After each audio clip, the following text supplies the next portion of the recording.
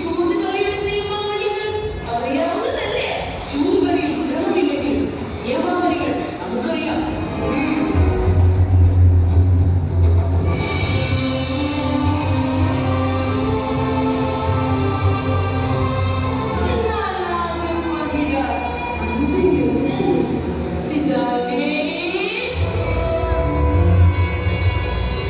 എങ്കിൽ പ്രഥമ പന്തയം വെക്കാൻ നമ്മെ അനുവദിച്ചാൽ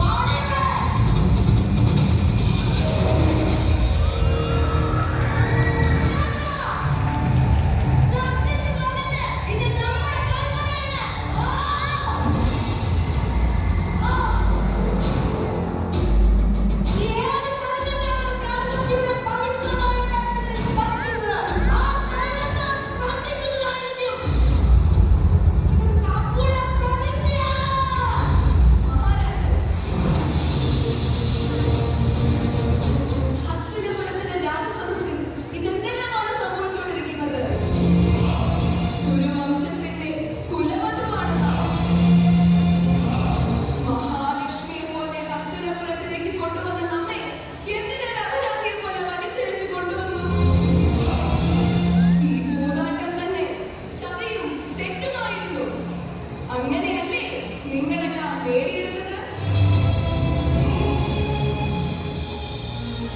ആദ്യം തന്നെ യുധിഷ്ഠിരനെ അടിമയാക്കിയതല്ലേ? സ്വയം അടിമയായി തീർന്നവന് പിന്നെങ്ങനെ നമ്മെ പന്തൽ വയ്ക്കാൻ സാധിക്കും? അതുകൊണ്ട് നാം ആർക്കും പണയ വസ്തുവോ അടിമയോ അല്ല. മഹാരാജൻ അങ്ങ് മൗനമായിരുന്ന് എല്ലാത്തിനും സമ്മതമരുളുകയാണ്. ജ്യേഷ്ഠ പിതാവേ, അങ്ങ് ഭാഗ്യവാനാണ്. ഈ സഭയിൽ താങ്കളുടെ പുത്രവധുവിനെ അപമാനിച്ചത് അങ്ങ് നേത്രഹീനനായതുകൊണ്ട് കാണേണ്ടി വന്നില്ലെന്ന്.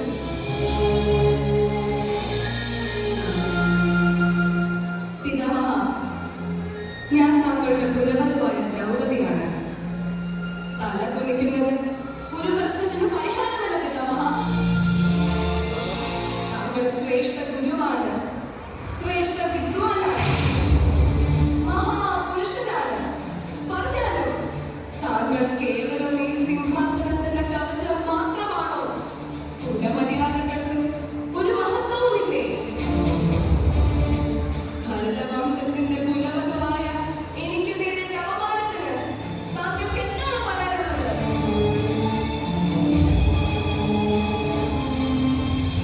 ഞാൻ എന്റെ പിതാവിന്റെ മിത്രം ദ്രോണാചാര്യനെ പ്രണമിക്കുന്നു. സുഹൃത്തിന്റെ പുത്രി അങ്ങക്ക് സ്വന്തം പുത്രിയല്ലേ? പാണ്ഡവരുടെ പത്നി അങ്ങക്ക് സ്വന്തം പുത്രവധുവല്ലേ? ഈ രണ്ടു നിലയിലും അങ്ങക്ക് ഞാൻ പ്രിയപ്പെട്ടവളല്ലേ? അങ്ങയുടെ സമസ്യയ്ക്ക് ഉത്തരം പറയൂ.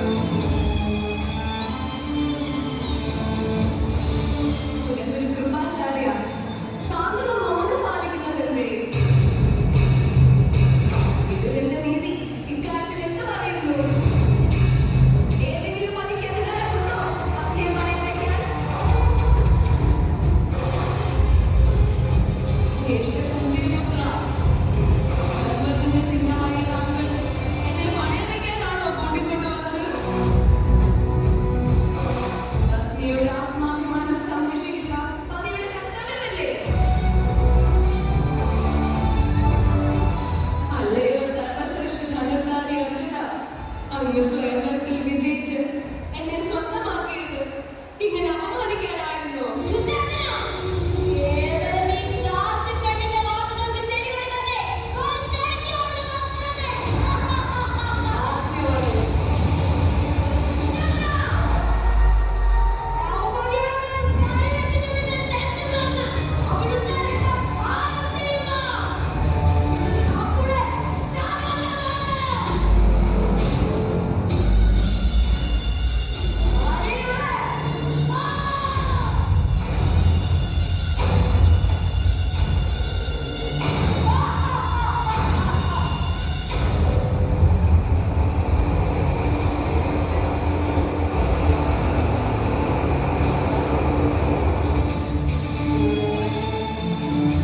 കൃഷ്ണ, ഗോവിന്ദ, ഞാൻ അപമാനത്തെ വലയുന്നത് അങ്ങ് കാണുന്നില്ലേ?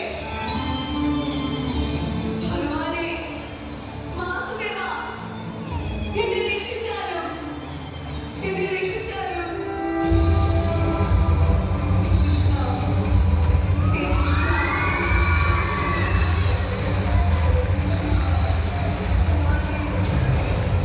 കൃഷ്ണ,